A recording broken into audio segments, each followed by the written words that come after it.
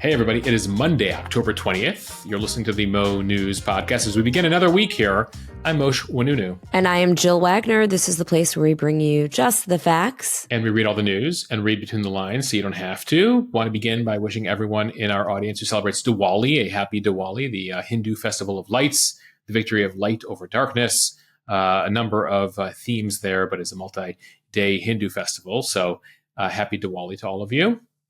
And Jill, big news in my family as Olivia gained a cousin this weekend. Congrats to my brother-in-law, Scotty Saul, and his wife, Sam, on the birth of their baby girl. And you gained a new niece. Congratulations to the entire family. An exciting weekend here for us in New York City. Jill, any headlines from your weekend? I was in New York City and I tried to hang out with you, but I understand now why it didn't work out. We got a little busy. Plus, we're still, Olivia's still 2, so there's nap time in the middle of the day. So we still got to split our day there. But Jill, just a little bit more of a heads up next time. It was literally, I'm on the Upper East Side. Are you guys around? I'm here, and I'm here for like the next few minutes. Like, are you guys around? But that's sometimes how the magic happens. It wouldn't be crazy that you guys were somewhere on the Upper East walking around and we could make it work. You're right. There was a shot. Next time, though. 24 hours and we're there. All right, now to a ton of news from over the weekend. President Trump taking aim at Colombia, the country, as military strikes continue in the Caribbean, and the U.S. continues to target alleged Latin American drug cartels. We're also taking a look at the latest on the military buildup in the Caribbean there, aimed at possible regime change in Venezuela. Meanwhile, the president commuted disgraced New York Republican George Santos' sentence on Friday. He only served 12 weeks of his 7-year sentence. Jill, just when you thought you would not have to talk about your former congressman for a while, he's back. He's out there. And over the weekend, after getting out of jail, Jill, he compared himself to one of the holiest historical religious figures for billions of people. You guys can guess which one until we bring it to you later in the podcast.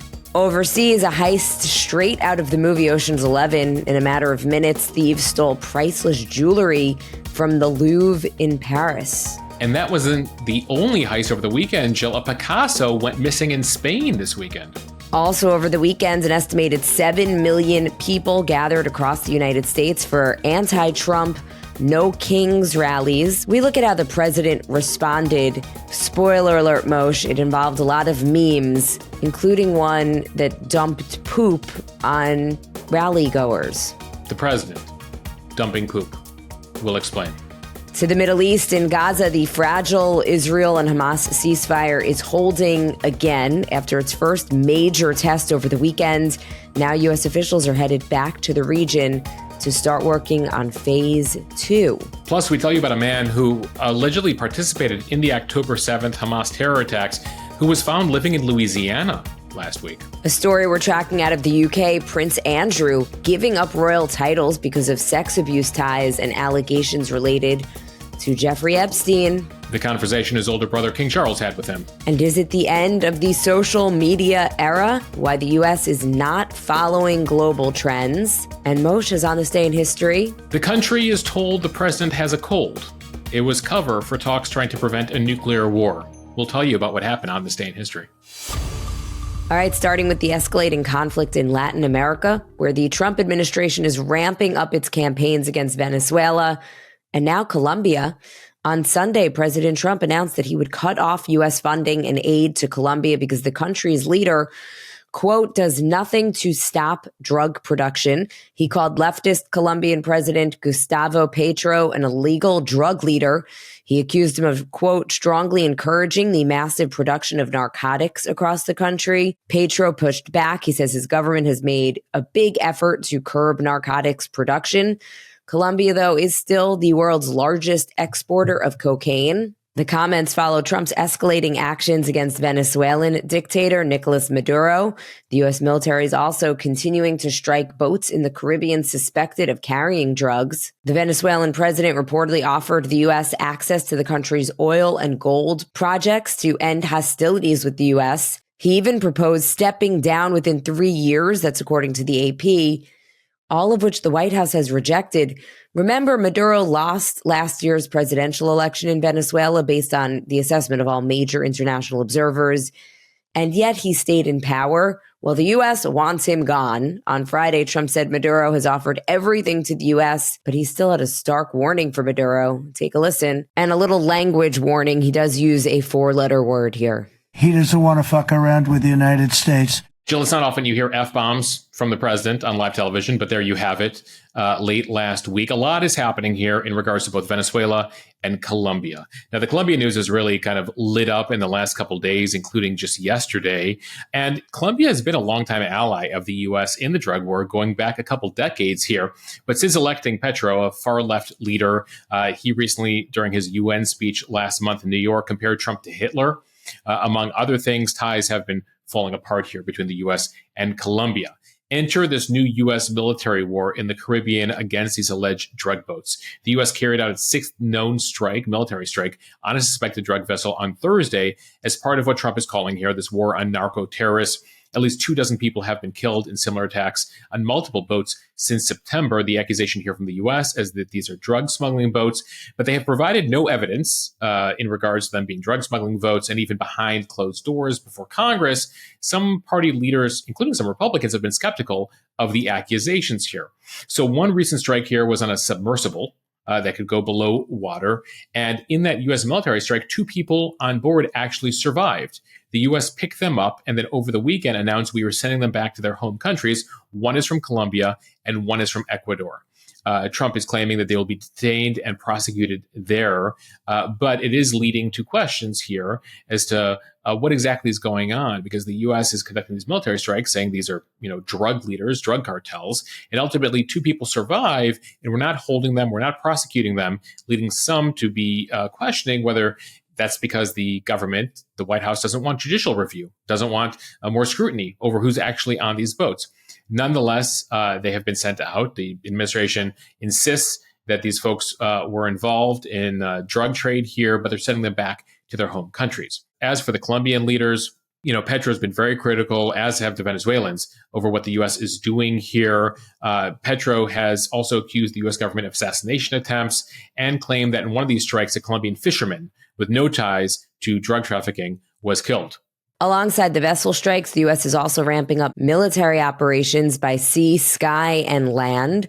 The Department of Homeland Security says the U.S. Coast Guard has seized more than 100,000 pounds of cocaine in the Eastern Pacific Ocean since August. This is all part of what they are calling Operation Pacific Viper. It is a mission to intercept drugs before they reach U.S. shores. There's also a U.S. military buildup in the Caribbean that includes guided missile destroyers, F-35 fighter jets, a nuclear submarine, and deploying about 10,000 troops. It's America's largest military presence in the region since the 1980s, and the operations reflect the militarization of U.S. anti-drug policy, but it doesn't come without some scrutiny. Yeah, as I mentioned on Capitol Hill, they've been scrutinizing this. There's no congressional authorization right now, not much public transparency either about what is happening out there in the Caribbean. A bipartisan Senate group is pushing for a vote now on legislation that would bar the U.S. from engaging in hostilities without explicit congressional approval, especially as it increasingly looks like we're going for potential regime change in Venezuela. Now, Trump has been brushing aside the concerns here. He says the attacks are on vessels transporting what he says are massive amounts of drugs, and the people on board are not innocent. When he's been asked for evidence, he says, look in the water. There's drugs floating in the water. Now, Trump also said late last week that land strikes on Venezuela could be next. He did confirm that he has authorized the CIA to carry out covert and potentially lethal operations in Venezuela on the dictator, Nicolas Maduro. They're citing prison releases, drug trafficking. Right now, the U.S. does have a $50 million reward out for information leading to Maduro's arrest. If you look back at recent history here, Jill, as you noted, you have to go back to the 1980s for this level of military buildup in the Caribbean, in Latin America. You got to go back to when the U.S. took out the Panamanian dictator, Manuel Noriega. Some of you might remember this back in the late 80s. He was a CIA asset in the 80s. He would go on to become the dictator of Panama, turns on the U.S., is heavily involved in the drug war, and then President Bush the father, President Bush 41, back in 89, launches an attack on Panama to take out Manuel Noriega, and they would eventually put him in prison, where he continues to sit to this day. So now you sort of have a situation, the old expression, history doesn't repeat itself, but it rhymes. You now have another Latin American leader allegedly involved in the drug trade, who is very unpopular at home, effectively a dictator, because he, hasn't abided by elections, and the U.S. potentially looking to take him out here through regime change, through this military buildup. Now, at stake here in Venezuela, pretty significant. You mentioned, he was giving the U.S. access to oil and other deposits. Venezuela has the world's largest proven oil reserves and huge valuable deposits of gold, of diamonds, of other items. And Venezuela, not so long ago, was an ally of the U.S. back in the 20th century. And then Hugo Chavez takes over in Venezuela, serves as leader for more than a decade until his death. And now following him, you've had Maduro. So about 25 years, Venezuela has gone from the richest country in South America to the poorest country in South America. A quarter of the population has left. The oil industry has completely collapsed there as it all became state-owned. It's a horrible story what's unfolded there in Venezuela. And there's a belief here among some of the administration that they could take out Maduro, that the majority of the public there doesn't support him anyway. Remember who was given the Nobel Peace Prize a week and a half ago, the opposition leader there, and that there would be a pretty, well, some argue within the administration, this is being debated, an easy transition there to new leadership. So we're going to watch the situation playing out there in Latin America very closely. All right, now to a story that broke on Friday night. President Trump commuted the sentence of the infamous former Congressman George Santos just 3 months into his 7-year prison term for wire fraud and identity theft. Trump announced the move late Friday on Truth Social, writing, quote, "George has been in solitary confinement for long stretches of time and by all accounts has been horribly mistreated. Therefore, I just signed a commutation releasing George Santos from prison immediately," in all caps. "Good luck, George. Have a great life." Santos was elected to the House in 2022. He was expelled from Congress in December of 2023 in a largely bipartisan vote. And it followed a damning House Ethics Committee report. It accused him of stealing campaign funds, deceiving donors, creating fake loans, and engaging in fraudulent business dealings. He also fabricated pretty much his entire resume. He falsely claimed he had college degrees, a volleyball scholarship, jobs at Goldman Sachs and Citigroup. It went on and on and on. Along with a ton of basically every single aspect of his life was not true. Federal prosecutors said Santos ran a years-long scheme that exploited donors, political allies, and even family members for personal gain. He later pleaded guilty to a number of charges, including wire fraud and aggravated identity theft. In April, he was sentenced to more than 7 years in prison.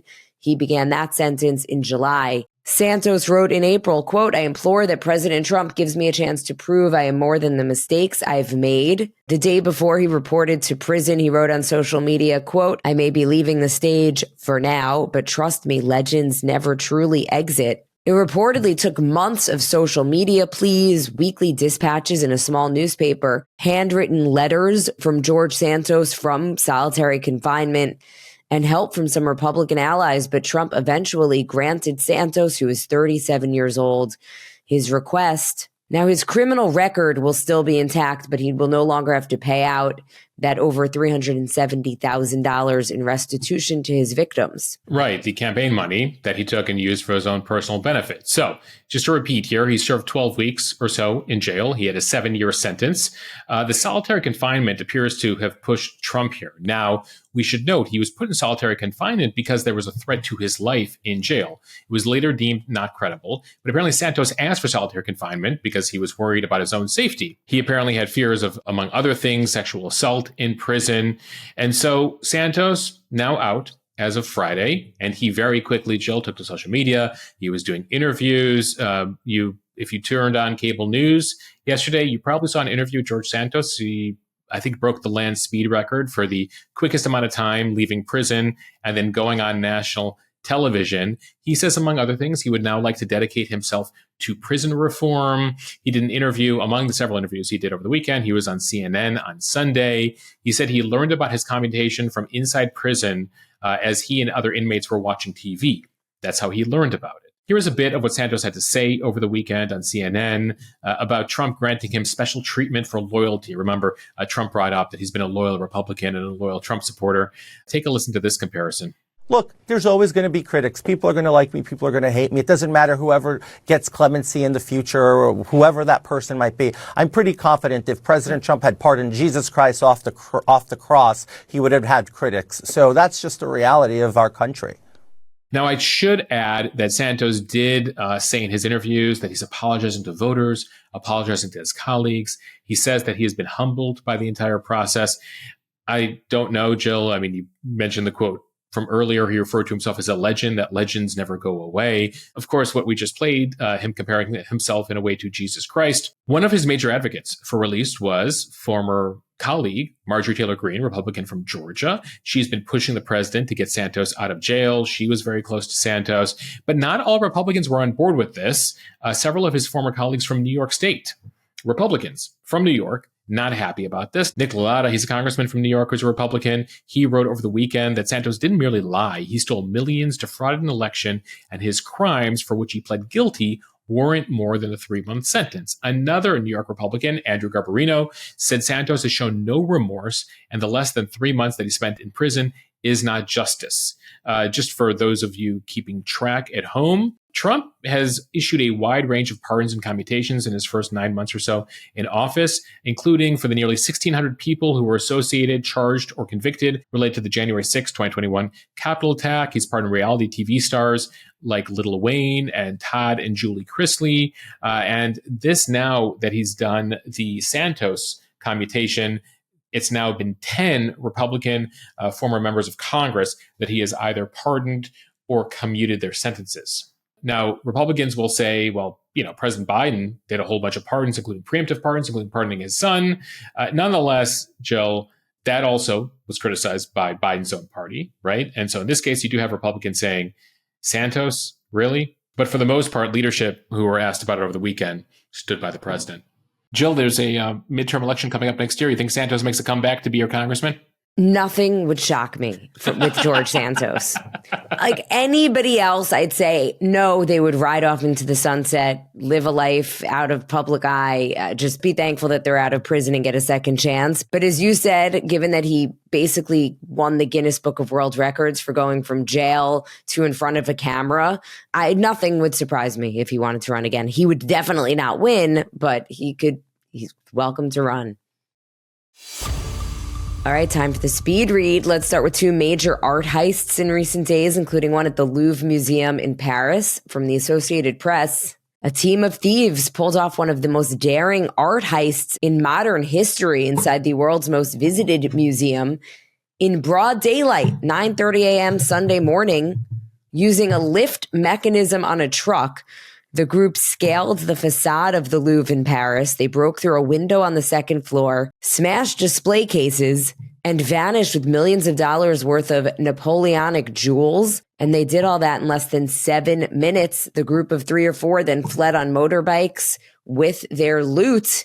It happened in broad daylight, just 30 minutes after the Louvre opened to the public. Visitors were already inside. The alarms went off. No one was reported injured in the robbery. The French culture minister called it a professional operation.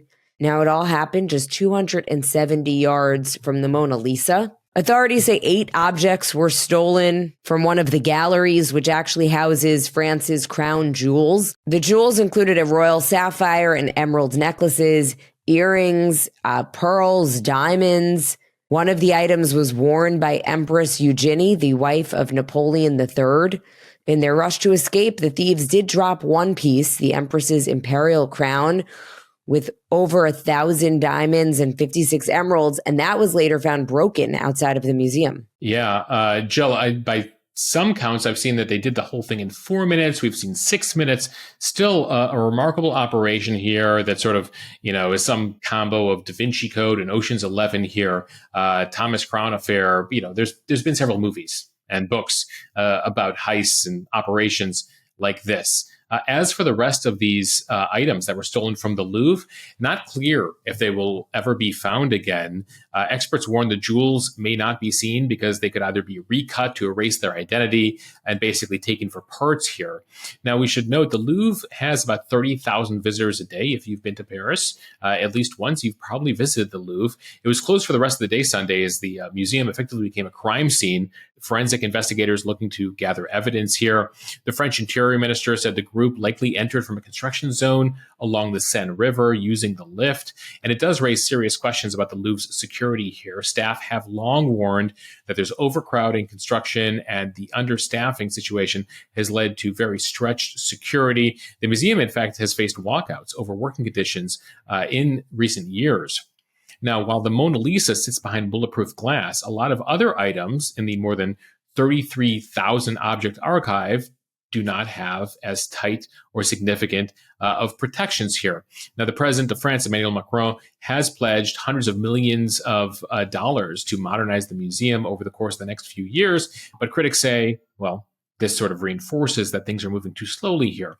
Now, interesting bit of history, Jill. We noted how close this was to the Mona Lisa. The Mona Lisa itself was stolen in a famous 1911 theft. In fact, before that theft in 1911, nobody really ever talked about the Mona Lisa. If you ever wondered, well, what's the big deal with the Mona Lisa?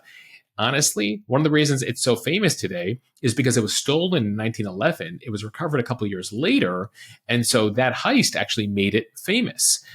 So we will see how this investigation goes when it comes to the Louvre heist, how it changes things at the Louvre. But the Louvre heist was not the only piece of art that went missing in Europe this weekend. Down in Spain, a Pablo Picasso painting is now missing.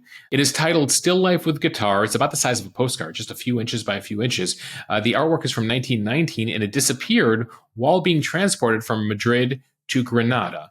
Back in early October, a truck full of nearly 60 loaned artworks arrived, and lo and behold, the Picasso was missing when they were unpacking the various crates. Now, it apparently has a value of about $700,000, and another investigation is now taking place in Spain when it comes to the missing Picasso. There is no sense that these are related at all, but still, both stories developed over the weekend. Okay, back to some news from the United States from Politico. Millions of Americans took to the streets this weekend, rallying at more than 2,500 demonstrations against the Trump administration. There were protests in all 50 states on Saturday, and they were dubbed the No Kings protests. Organizers said more than 7 million people turned out across cities, which would make it the largest coordinated protest since President Trump returned to the White House in January. According to the New York Times, a rally in Atlanta drew thousands of people at one point. It covered 3 blocks. A protest in San Francisco covered 5 city blocks. A rally in Chicago stretched over 22 blocks. Images from D.C., New York, and L.A. showed massive crowds. Some protesters carried handmade signs criticizing the president's expanding power and his administration's ongoing policies, hence the No Kings themes. Some people dressed in inflatable animal costumes. Some of those other parties kind of looked like block parties. Tens of thousands of people gathered in Portland for a peaceful demonstration downtown. Later in the day, tension grew as a few hundred protesters and counter-protesters showed up at a U.S. Immigration and Customs Enforcement building. Federal agents fired tear gas to disperse the crowd, and city police threatened to make arrests if the demonstrators blocked streets. Yeah, after a pretty peaceful day of protests, you also saw tensions escalate outside that ICE facility that's been the center of protests in Chicago as well. Now, as for the mobilization here, this is the probably third big significant mobilization among anti-Trump groups and people critical of the administration this year. This surpassed the No Kings Day protests back in June. There were also protests against Trump and then ally Elon Musk back in the spring. The mood this time appeared to be different than the ones we've seen earlier this year. They've gotten much larger, and the people we spoke to, many of them have decided to come out here specifically around what they've been seeing unfold when it comes to ICE and the various raids, including the holding of American citizens at times that we've told you about, and the National Guard deployment in cities like LA, in Portland, in Chicago, and a number of other places that the president's currently looking at it. Trump this weekend threatened to send troops to other cities, including San Francisco.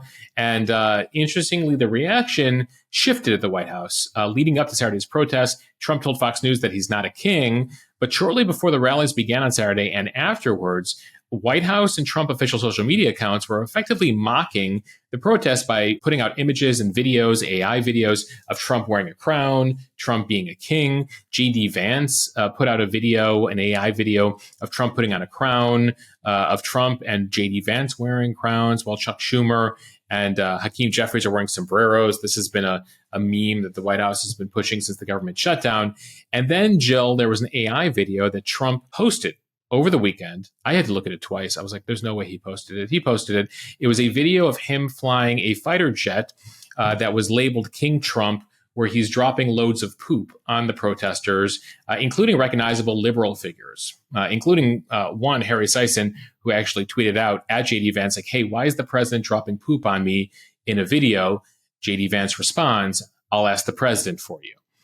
So that is a bit of what you saw unfold there. You also saw statements from the White House saying, we don't really care about this. It's a bunch of old people. It's a bunch of boomers, noting that in some of the crowds, it definitely had an older audience, though in some crowds you saw a younger audience. At the D.C. rally, you saw a number of members of Congress speak. You also saw people like Bill Nye, the science guy, spoke at the rally in D.C. as well. But you saw these across the country. It'll be interesting to see whether, there's any sort of sustained effort here from Democrats and liberals. Jill, we do note that there is an election coming up in a couple of weeks here where they're registering voters in New Jersey and Virginia to ensure Democrats win there and off-year elections or getting people ahead of midterms. It did not appear so, at least at some of these places, which is one of the reasons you typically hold rallies like this, as a way to engage people and potential voters. But we will see if there's any sort of sustained effort, especially since there have been many fewer protests during the second Trump term than the first Trump term, if you remember that first Trump term with those massive protests. Nonetheless, Republicans, for the most part, rally around the president this weekend. House Speaker Mike Johnson was asked about the demonstrations. He called it the rise of Marxism in the Democratic Party, Antifa, dangerous ideology that is anti-American, goes against everything we stand for. These Americans need to acknowledge that Trump won the election. And I think for these protesters, they've decided that, they want to make their voices heard right now and their views heard, especially as you look at polls right now. And Trump right now appears to have an approval rating of between 39 to 41%. Okay, now to some international news from Axios. Israel launched its heaviest wave of attacks on Gaza Sunday since a fragile ceasefire took effect just over a week ago. And it came after Hamas-linked terrorists broke the ceasefire by firing anti-tank missiles at Israeli soldiers.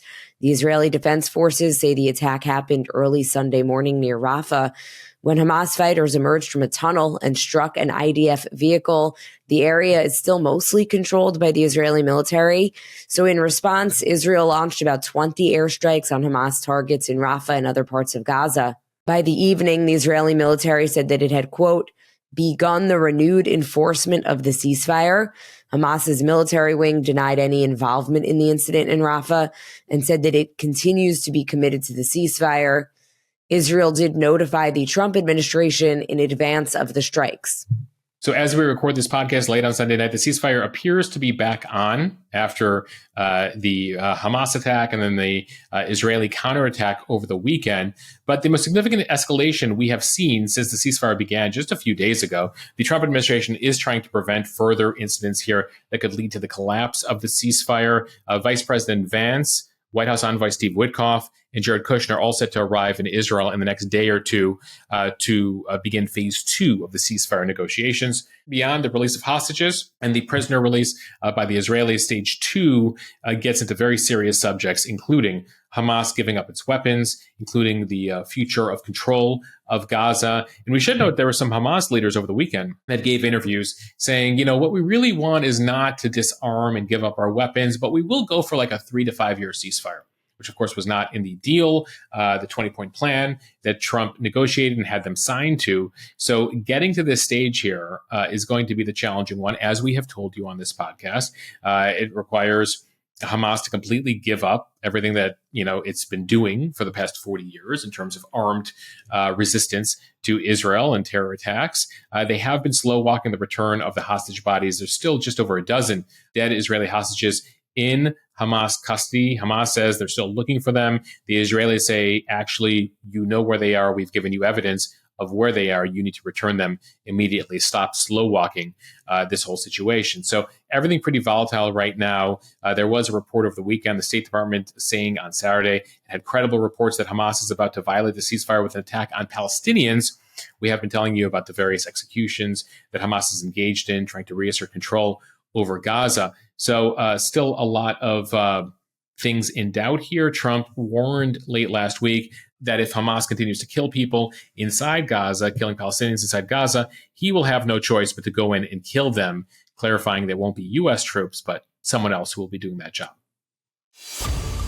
And back to the U.S., federal law enforcement arrested a man in Louisiana late last week for allegedly participating in the Hamas October 7th terror attack against Israel. The Justice Department said 33-year-old Mahmoud al-Matadi then traveled to the U.S. on a fraudulent visa and entered the country in September of 2024. So that was about a year after the attacks that killed about 1,200 people in Israel. Hamas also took 251 hostages. Cell phone data allegedly tied al-Mutadi, who's originally from Gaza, near an Israeli kibbutz during the October 7th attacks. Yeah, apparently it was part of the attack on Kfar Aza, a small Israeli village there where 60 people were murdered, 19 people were kidnapped. There was a bunch of messages and video evidence of him there. Apparently there was a lot of details on his phone here that led to this arrest. He lied on his visa application to the U.S., claiming he didn't have any military training. He wasn't part of a military group. He'd never engaged in terrorism. He then apparently texted friends that he could no longer talk about Hamas on text messages now that he was in the U.S., worried that he would be found out. He first migrated to Tulsa, Oklahoma, and then eventually found his way to Lafayette, Louisiana, where he was working at a restaurant. And that's where they picked him up last week. Okay, now to some royal news from the BBC. King Charles's younger brother, Prince Andrew, has agreed to give up his use of the Duke of York title, as well as most of his other titles. This is according to Buckingham Palace. It comes amid resurfaced accusations linking him to convicted sex offender Jeffrey Epstein and renewed allegations of sexual abuse. Prince Andrew rejects the allegations, but he said in a statement that the continued accusations about him distract from the work of His Majesty and the royal family. King Charles met with his 65-year-old younger brother before the announcement. Emails emerged showing that Prince Andrew had remained in contact with Epstein longer than previously admitted. The news also comes as one of Epstein's accusers, Virginia Roberts Giuffre, is releasing a posthumously published memoir that blames Epstein for trafficking her to Prince Andrew. The book comes out this week. It also accuses other British politicians and high-profile figures of abuse. Giuffre died by suicide in April. She wrote of her encounter with Andrew, and an excerpt of that memoir was published in The Guardian. It said, quote, "He was friendly enough, but still entitled, as if he believed having sex with me was his birthright." One of the concerning things that popped over the weekend, Jill, is that the Metropolitan Police there in the UK are now looking into claims that Prince Andrew asked his security, paid for by UK taxpayers, to uncover information about Giuffre. He gave them her date of birth and her social security number, her US social security number, and said, dig up some dirt on her. So Andrew here has had issues for a while. When the revolutions first popped several years ago, he ended all his royal duties but kept his titles. Now, with everything back in the headlines, it appears King Charles, now in charge, no longer his mother, is being more restrictive, saying, you need to drop it all. I want no connections between you and the royal family moving forward. Now, the one title that Prince Andrew gets to keep is Prince, because his mother was a queen, so he still has the prince title. Now, the Giuffre family said in a statement, this is not just a victory for her, but for every single survivor of horrific crimes perpetrated by Epstein and the co-conspirators here. And they are saying, the UK, do more. We want you to take away his title of prince, no matter what it takes to do that. Next, we should again mention Andrew claims he has engaged in no wrongdoing here, but he did settle a sexual assault lawsuit with her out of court back in 2022.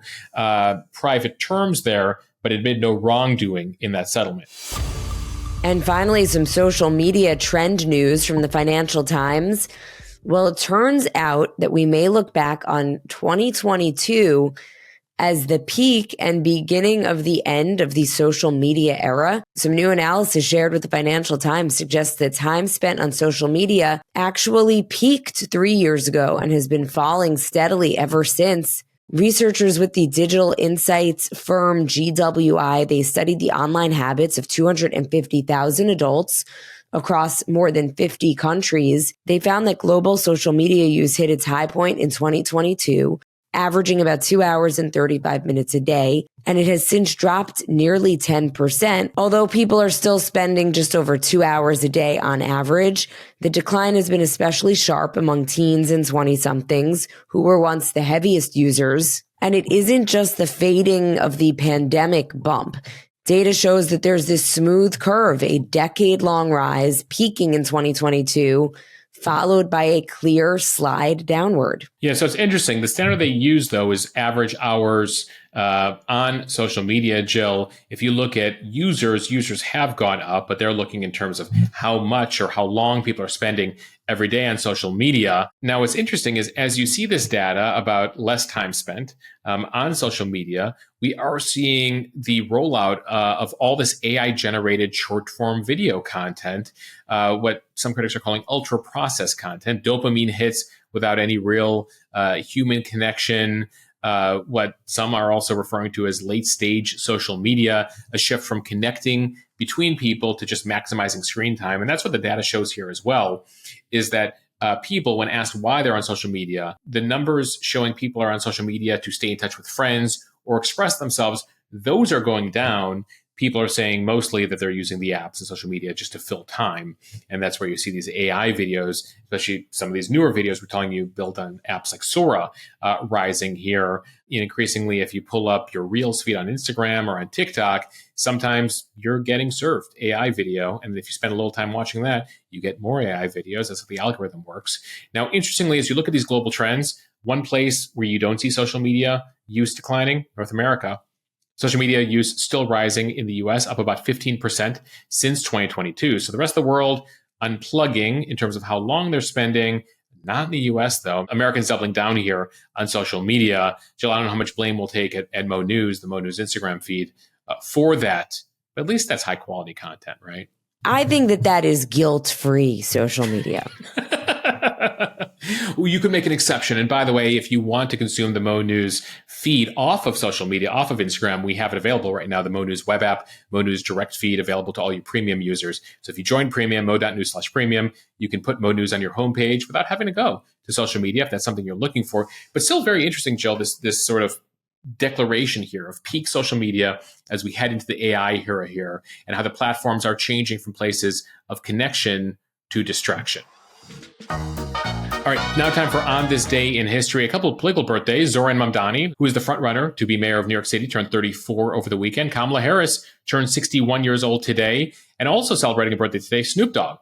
Not a political figure. Maybe one day if he decides to run for office. But Snoop Dogg turning 54 years old today. And a couple major events that we will note on this day in history. On this day in 1947, the Red Scare, the communist Red Scare in America, kicks into high gear in Washington on this day in 1947. The House Un-American Activities Committee opening hearings into alleged communist influence in Hollywood. Among the witnesses, Gary Cooper, famous actor, studio heads like Walt Disney and Jack Warner of Warner Brothers. They gave the committee names of colleagues they suspected of being communists, people telling on each other. Though there was a small group known as the Hollywood 10 that resisted, complaining the hearings were going against their First Amendment rights. They were actually all convicted of obstructing the investigation. They served jail terms. Several years later, though, Congress and the country would decide these hearings have gone way too far. On this day in 1962, the White House press corps is told that John F. Kennedy has a cold. In reality, something else was afoot. He was scheduled to attend the Seattle World's Fair when his press secretary announced that he had contracted an upper respiratory infection and had to return to the White House and was on bed rest to recover from a cold. But in reality, 4 days earlier, the U.S. had discovered photographic proof the Soviets were building missile sites in Cuba. It led to marathon secret sessions. The country again told he had a cold. He was behind the scenes figuring out what to do about the Soviet missiles just a few miles from the U.S. He was given an option from the military to bomb those sites or blockade further ships with parts coming from the Soviet Union. He decided to go with the blockade. That then leads to a very public standoff days later between the U.S. and the Soviets, known as the Cuban Missile Crisis. The two leaders, Khrushchev of Soviet Union and Kennedy, would engage in negotiations via telegram and letter. By October 28th, they reached a settlement that would lead the U.S. to dismantle U.S. missile sites in Turkey in exchange for the Soviets pulling back from Cuba. Though, Jill, there were a number of people in the CIA and the military who were very upset that Kennedy decided to go with that road. They wanted to do the military route, reinforcing the sense that a year later, Kennedy might not just have been assassinated by Lee Harvey Oswald. I'll leave it there for another podcast. All right, on this day in 1973, Special Watergate prosecutor Archibald Cox, as well as the Attorney General and the Deputy Attorney General, all resign or are dismissed in what becomes known as the Saturday Night Massacre of the Nixon administration. President Nixon at the time had ordered the Attorney General to fire the special prosecutor for Watergate. He refuses and resigns. Then someone else resigns. There's a whole bunch of dominoes that fall there. 2 days later, the House Judiciary Committee begins to look into the possible impeachment of Nixon. He would resign just a few months after that. On this day in 1967, alongside Bluff Creek in Northern California, two men capture on film what they believe is Bigfoot. Although questions remain regarding the creature's authenticity, the footage fueled the modern Bigfoot phenomenon, which began on this day in 1967. And Jill, we always end with music and pop culture history. On this day, 16 years ago, one of the competitors for the theme song of New York, Empire State of Mind by Jay-Z and Alicia Keys, is released, turning 16 today. So you have a competition there between Frank Sinatra, Billy Joel, Jay-Z and Alicia Keys, and then I guess Taylor Swift for like what is the New York theme song. Multiple classics written about the city or the state. So, I love Taylor Swift, but it is 100% not Welcome to New York by Taylor Swift. Welcome to, I mean, though if you ever We've been waiting for you. If you're ever, it just doesn't do it. So Mo News headquarters is a couple blocks from Times Square, and they have those like bike tour guides that like will ride you around, and they're like blasting music, and they have like these songs on loop. So I hear a version of it every day as I head to work. Like I'm hearing one of these songs every day as I walk outside the subway. Oh, I've done one of those with my daughter. It is insanely expensive, but we sort of thought, okay, core memory here. Right. Like I think they charge like $9 a minute, $9 a minute for those bike tours. Which we did not realize until we finished and had to pay. 30 minutes in. Give us the $300, lady. But I still think I'm going to go with Frank Sinatra for a classic New York song. Dun, dun, dun, dun, dun, dun. Done. All right. But I could be convinced otherwise. All right, everyone. Thank you for listening to the Mo News podcast. If you like what you hear, please share this with your friends. It will help us grow. Follow us, subscribe so you don't miss an episode, and review us in the App Store. See you guys back here tomorrow. Jill, go keep drinking the tea with the honey. I'm trying. I think I need the hard stuff. And by the hard stuff, I mean an antibiotic. And I've been fighting it, but I think it's time. All right, Jill, feel better. And for those of you who listen to the way end, my daughter Olivia took a new stab at saying goodbye to all of you this weekend. I think she's making progress now, just over 2 years old in a few weeks. This is Leah. Thank you for listening from Morning Pocket with Mom and Dia.